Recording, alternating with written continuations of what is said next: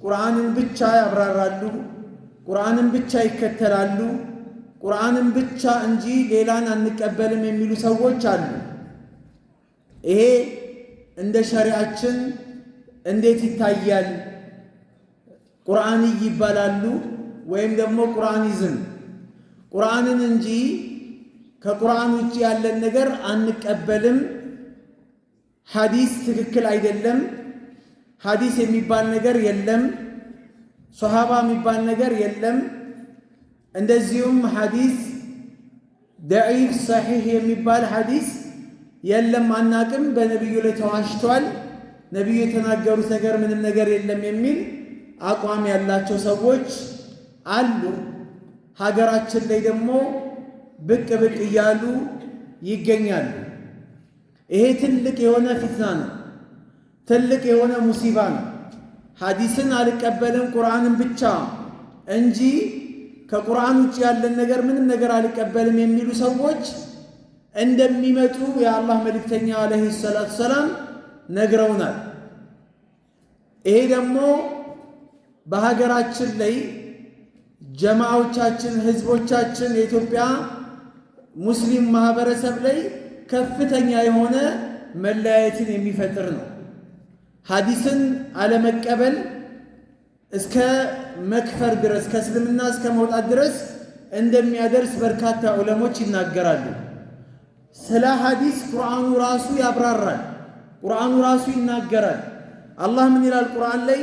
አጢዑ ላሃ ወአጢዑ ረሱለ፣ አላህን ታዘዙ መልእክተኛውንም ታዘዙ ብሎ አላህ ይናገራል። መልእክተኛውን ታዘዙ ማለት ምን ማለት ነው? ይህ መልእክተኛው የነገራችሁን ነገር እሺ በሉ። እሳቸው የነገሩን ነገር ደግሞ የምንቀበለው በምንድን ነው? በሐዲስ ነው። ሐዲስ ላይ ነቢዩ አለይሂ ሰላቱ ሰላም የነገሩን ነው።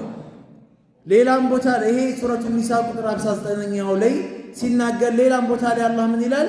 ሐዲስን አለመቀበል፣ ከሰሃቦች መንገድ ራስን ማግለል፣ ቁርአን ላይ ብቻ ፎከስ አድርጎ በዛው ብቻ መቀጠል ዋጋ እንደሚያስከፍል አላህ ሲናገር فليحذر الذين يخالفون عن أمره የእኛን ትእዛዝ የነቢዩን አለይሂ ሰላቱ ሰላም ትእዛዝ አለ አን አምሪሂ የነቢዩን አለይሂ ሰላቱ ሰላም ትእዛዝ የሚቃወሙ ከሳቸው ትእዛዝ የሚወጡ ሰዎች ሊጠነቀቁ ይገባል። አን አምሪሂ አን ቱሲበሁም ፊትነቱን ሽርክ እንዳይነካቸው። ፊትና ማለት ሽርክ ነው። ሽርኩስ እንዳይገቡ ክህደቱስ እንዳይገቡ ይጠንቀቁ። አው ዩሲበሁም አዛቡን አሊም ወይንም ደግሞ አንገብጋቢ አሳማሚ ቅጣት እንዳይነካቸው ሊጠነቀቁ ይገባል ብሎ ሱረቱ ኑር ላይ አላህ ይነግረናል። ሌላም ቦታ ላይ ምን ይላል አላህ? ወማ አታኩም ረሱሉ ፈኹዙሁ፣ ይህ መልእክተኛው ያመጣላችሁን ነገር የሰጣችሁን ነገር ተቀበሉ አለ። ያዙት፣ አጥብቃችሁ ያዙት፣ ተቀበሉ። ወማ ነሃኩም አንሁ ፈንተሁ፣ ይሄ መልእክተኛ የከለከላችሁን ደግሞ ከዚሁ ከሱ ትእዛዝ ተከልከሉ ይላል። ይሄ እኮ ቁርአንን ለማለት ፈልጎ እንጂ ሐዲስ አይደለም ይላሉ ነቢዩ አለይሂ ሰላቱ ሰላም። ይህንን ነገር ሲናገሩ ምን ይላሉ ታዲያ? ወየቁሉ አለይሂ ሰላቱ ሰላም ኢኒ ኡቲቱ ልቁርአን ወሚስለሁ መዐሁ፣ እኔ ቁርአን ተሰጥቶኛል ከቁርአን ጋር ደግሞ ቁርአንን የመሰለ ተሰጥቶኛል አሉ። ስለዚህ ቁርአን ለነቢዩ ተሰጥቷቸዋል። ቁርአንን የመሰለ ማለት ምን ማለት ነው? ሐዲስ ነው አይደለም? ለነቢዩ አለይሂ ሰላቱ ሰላም ሐዲስን ተሰጥቷቸዋል።